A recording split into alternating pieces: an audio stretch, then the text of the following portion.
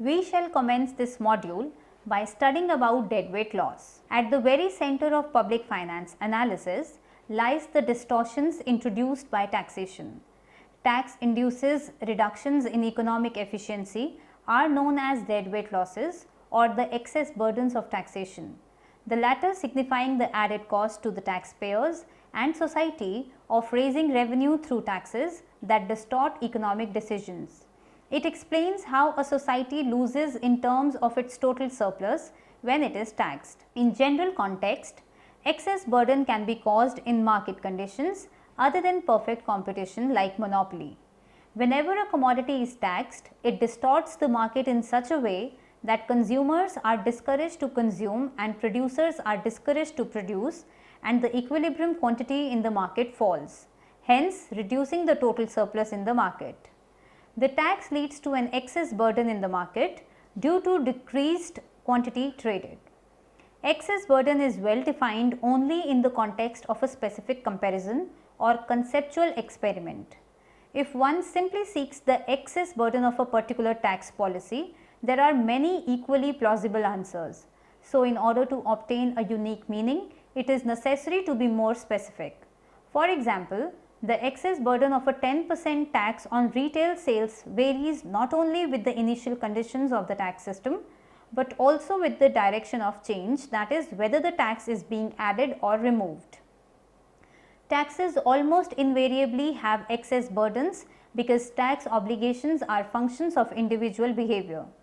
The alternative pure lump sum taxes are attractive from an efficiency perspective, but are of limited usefulness precisely because they do not vary with indicators of ability to pay, such as income or consumption, that are functions of taxpayer decisions. Thus, even though tax analysis often starts with the simple case of a representative household, it is household heterogeneity and the inability fully to observe individual differences that justify the restrictions commonly imposed on the set of tax instruments. Designing an optimal tax system means keeping tax distortions to a minimum, subject to restrictions introduced by the need to raise revenue and maintain an equitable tax burden. In the theory of microeconomics, we study the interactions between different economic agents like consumers, producers and social planners, etc., to come to a general equilibrium in the society. This determines the allocation of resources in such a manner that the scarce resources having alternative uses can best satisfy the wants of the society. The allocation in the theory subjects itself to answer three central questions, that is, what to produce, how to produce and how much to produce. Economists and policy makers often want to know not only whether particular policies make people better off or worse off, they also need to quantify how much better off or worse off different consumers are. The tools are developed that allows us to measure consumer welfare in objective terms without us having to measure happiness directly. This way of thinking about welfare effects from institutional or policy changes allows us then to address the following question.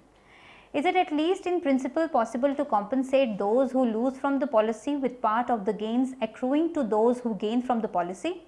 If the answer is yes, then at least in principle there is a way to make the world more efficient, to make some people better off without making anyone worse off. If the answer is no, on the other hand, then we know that the new situation will be less efficient. Put differently, if the winners from a policy gain more than the losers lose, the policy could in principle be accompanied by a compensation scheme that would result in unanimous approval of the policy. This part in the microeconomic theory connects to the optimal allocation of resources. An allocation is said to be optimal or best if it satisfies the condition of being Pareto. Real world policies come at best with imperfect compensation schemes and thus rarely enjoy unanimous approval. We should not accept a policy right away without comparing the benefits than cost associated with it, because in some instances we may in fact place more weight on the decline in welfare of those who lose than on the gains in the welfare of those who win. Pareto optimality conditions state that a given allocation is Pareto optimal if there is no other allocation where anyone can be made better off without making someone else worse off. The Pareto optimal allocation in general equilibrium in a two good, two consumer case is represented by Edgeworth box diagram. The efficiency of an allocation can thus be measured using Pareto optimality criteria. The implementation of a certain policy thus depends on weighting who loses and who gains.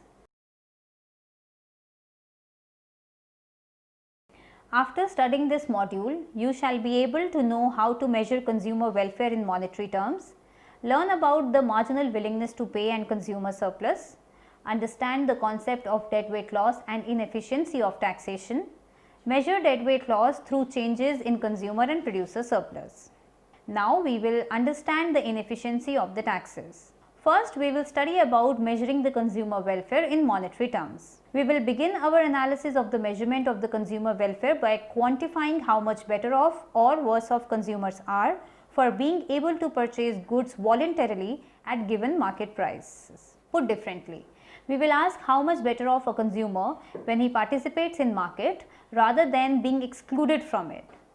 This will lead us to define the terms like marginal and total willingness to pay as well as consumer surplus. We will then proceed to demonstrate how policymakers might analyze the impact of particular proposals on consumers when those proposals change the relative price in an economy.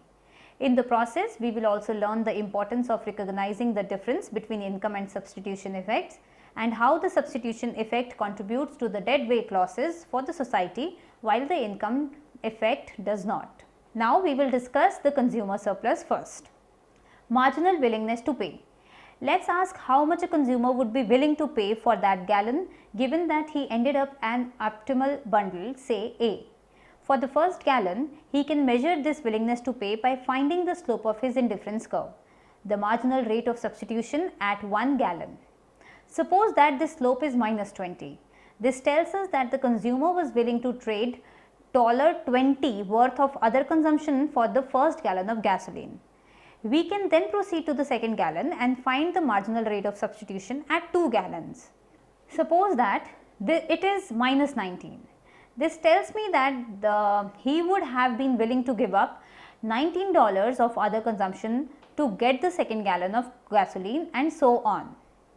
The following diagram shows the marginal rate of substitution and the budget constraint of the person through which he is being able to derive MWTPA.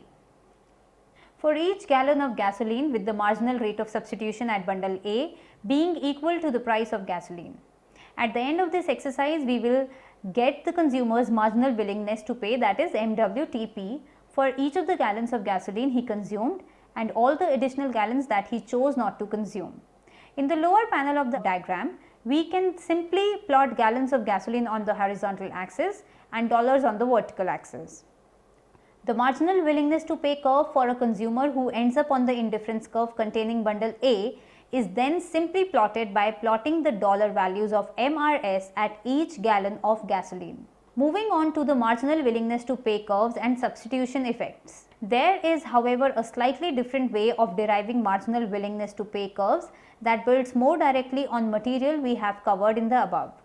The top panel of the diagram begins with the same initial budget and optimal bundle A as we started within diagram A. Instead of directly identifying the marginal rates of the substitution on the indifference curves that contain bundle A, however, we now imagine a price increase from P to P dash and then illustrate the compensated budget and get the substitution effect.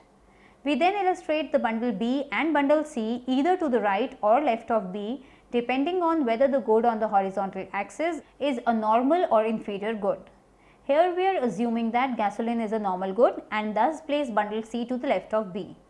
Consider the diagram. Specifically in the lower panel of diagram, we illustrate the quantity consumed at bundle A at the original price P and the quantity consumed at bundle P at the new price P dash. But notice that all we are doing is plotting the slope of the indifference curve that contains bundle A at two different quantities. We could imagine doing this for many different price changes, each time finding the corresponding compensated budget and the new optimal bundle on that compensated budget. In doing so, we would end up plotting the marginal rates of substitution at the different quantities, leaving us with the same marginal willingness to pay curve as in the lower panel of diagram For this reason, the marginal willingness to pay curve is often referred to as the compensated demand curve, while the regular demand curve is sometimes referred to as the uncompensated demand curve. Only time the own price demand curve and the marginal willingness to pay curves are the same is when there are no income effects with respect to the good whose demand curve we are drawing, and that is true only for the tastes that are quasi-linear in that good. We will now understand the total willingness to pay and consumer surplus. We begin by asking how much the consumer might be willing to pay for the opportunity to be able to purchase gasoline at the market price rather than not being able to get access to the gasoline market. The answer can now be read off the marginal willingness to pay curve. We have just derived once. We have identified two further concepts in the marginal willingness to pay graph. First, we need to identify my total willingness to pay for all the gasoline the consumer is purchasing in the market. The second, we need to subtract from this the amount that the consumer actually had to pay in the market. Now, the difference between these two amounts is how much better off he is for being able to participate in this market, how much more he would have been willing to pay than he actually had to pay. Diagram below replicates the marginal willingness to pay curve we just derived, illustrating the consumer's marginal willingness to pay for each of the gallons of gasoline that he is consuming, given that he ends up consuming at bundle A when he faces the market price P. His total willingness to pay is equal to his marginal willingness to pay for the first gallon plus his marginal willingness to pay for the second gallon, etc., which is roughly equal to the area below the marginal willingness to pay curve. His total willingness to pay is therefore the area under the marginal willingness to pay curve up to the quantity that he consumes.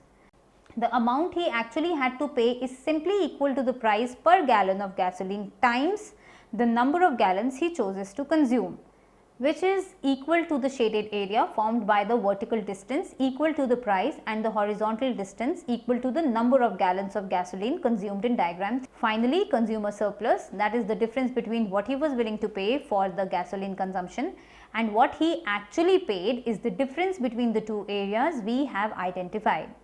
This is how much better off he is for being able to participate in the gasoline market, and therefore, the most he would be willing to pay to get access to a market where gasoline sells at P per gallon. Further, we now discuss about the distortions of the taxes. Governments use taxes to raise revenues that in turn fund expenditures on a variety of government programs.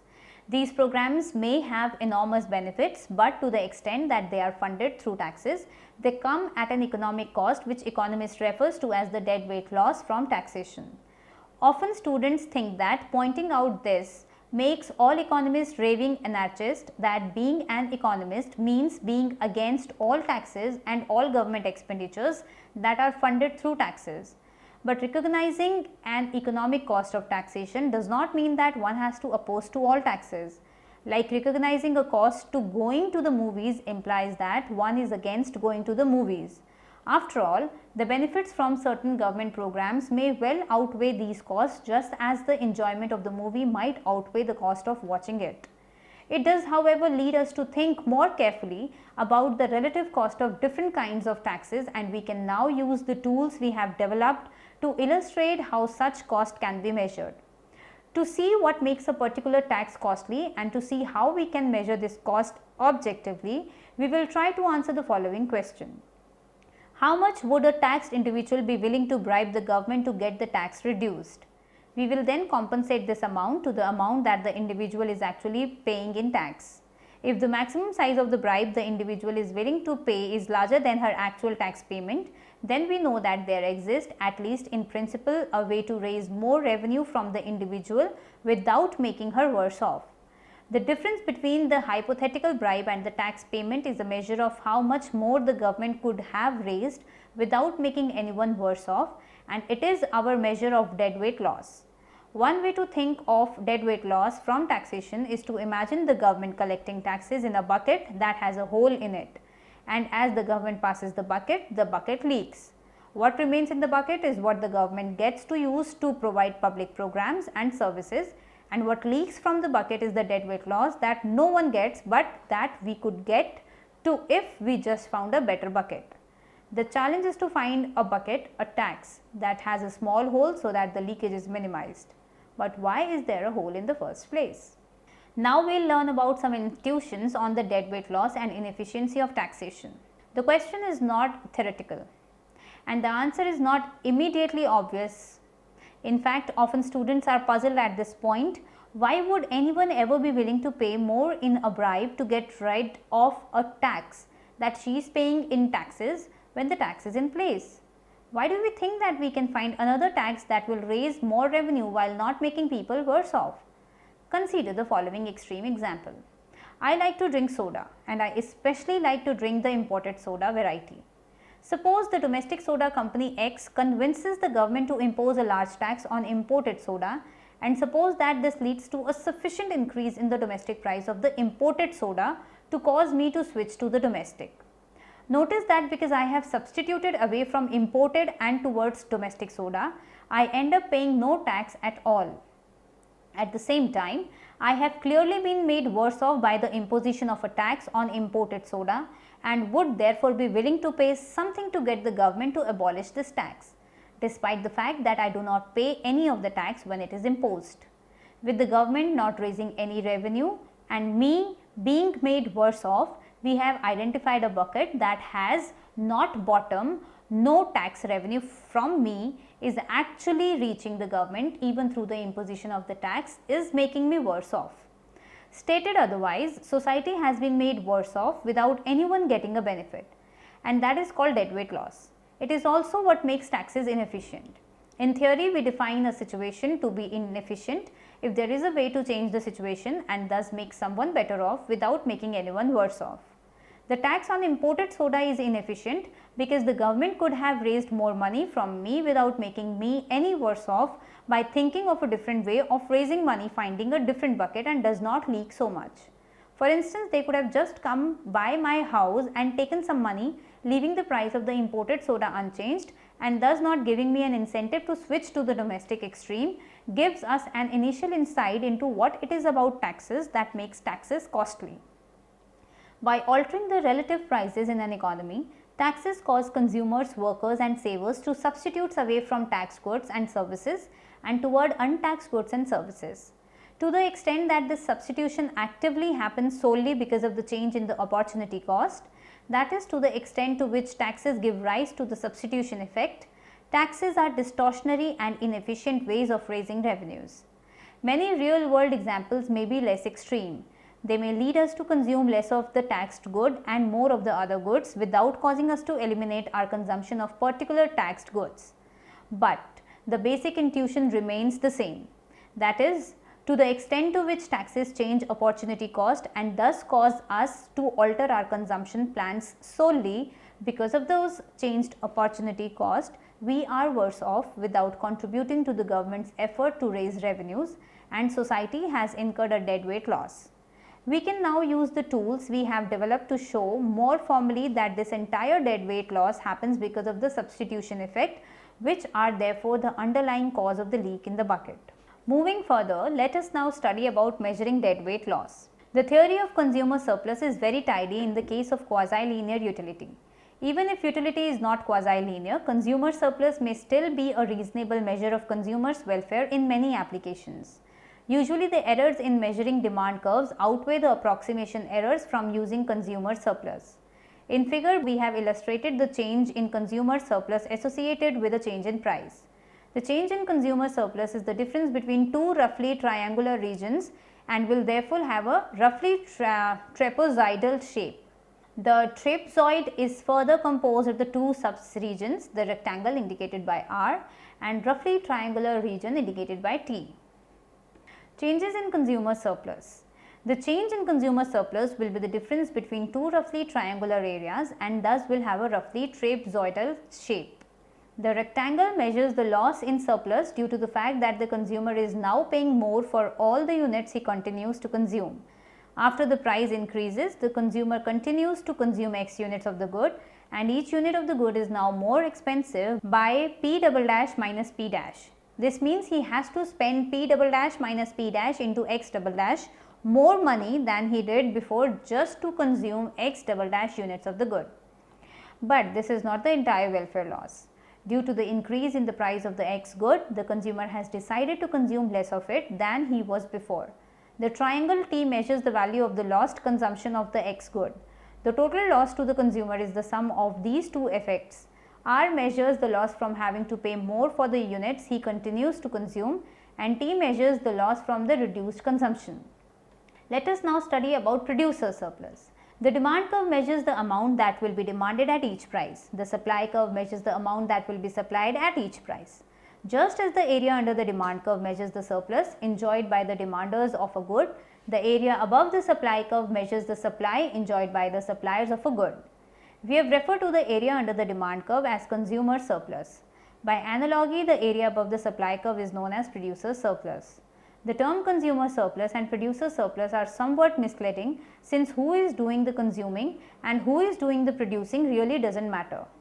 It would be better to use the terms demander surplus and supplier surplus, but we'll bow to tradition and use the standard terminology. Suppose that we have a supply curve for a good. This simply measures the amount of a good that will be supplied at each possible price. The good could be supplied by an individual who owns the good in question, or it could be supplied by a firm that produces the good. We will take the latter interpretation so as to stick with the traditional terminology and depict the producer surplus curve in diagram. If the producer is able to sell X star units of her product in a market at a price P star, what is the surplus she enjoys? It is most convenient to conduct the analysis in terms of the producer's inverse supply curve PSX. This function measures what the price would have to be to get the producer to supply X units of the good.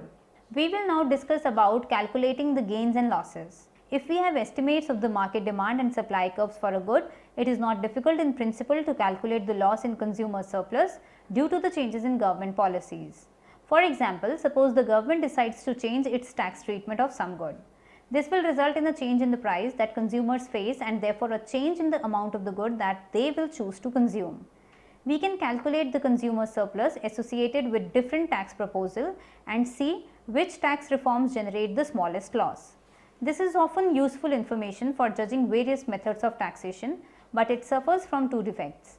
First, as we have indicated earlier, the consumer surplus calculation is only valid for special forms of preferences, namely preferences representable by a quasi-linear utility function. We argued earlier that this kind of utility function may be a reasonable approximation for goods for which changes in income lead to small changes in demand, but for goods whose consumption is closely related to income, the use of the consumer surplus may be inappropriate. Second, the calculation of this loss effectively lumps together all consumers and producers and generates an estimate of the cost of a social policy only for some mythical representative consumer. In many cases, it is desirable to know not only the average cost across the population, but who bears the cost. The political success or failure of policies often depend more on the distribution of gains and losses than on the average gain or loss.